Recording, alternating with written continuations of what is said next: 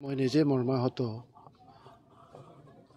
ৰাজীৱ হদিয়া দেখিছে, তেওঁ এনেকুৱা এখন ভিতৰুৱা গাঁৱৰ পৰা ওলাই গৈ আজি শিল্পী জগতখনত তেওঁ আজি অসমৰ সকলো জাতি জনগোষ্ঠীৰে অন্তৰ জয় কৰিবৰ কাৰণে সক্ষম হৈছিলে।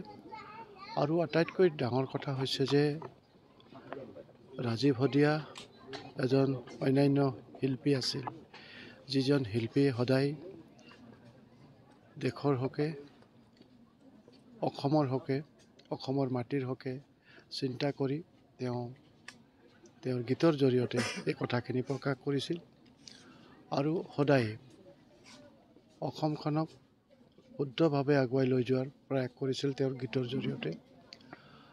আজি হঠাতে তেওঁ আমাৰ মাজৰ পৰা হেৰাই গ'ল। তেওঁৰ যিখিনি লিখনি, তেওঁৰ যিখিনি চিন্তাধাৰা, সেইখিনি আমাৰ মাজত ৰৈ গ'ল। গতিকে তেওঁৰ যিখিনি পৰিকল্পনা, তেওঁৰ যিখিনি চিন্তাধাৰা, আমাৰ সকলোৰে এটা দায়িত্ব আছে যাতে সেই আধৰুৱা কামখিনি যাতে আমি সকলোৱে মিলি পূৰ্ণ কৰিব পাৰোঁ। মই আজি তেখেতৰ পৰিয়ালবৰ্গক লগ পালোঁ। তেওঁৰ ল'ৰা এটাও আছে, মানুহজনীও আছে। তেওঁলোকে সৰুকে তিনিচুকীয়াতে ঘৰ এটা নিৰ্মাণ কৰিছিলে।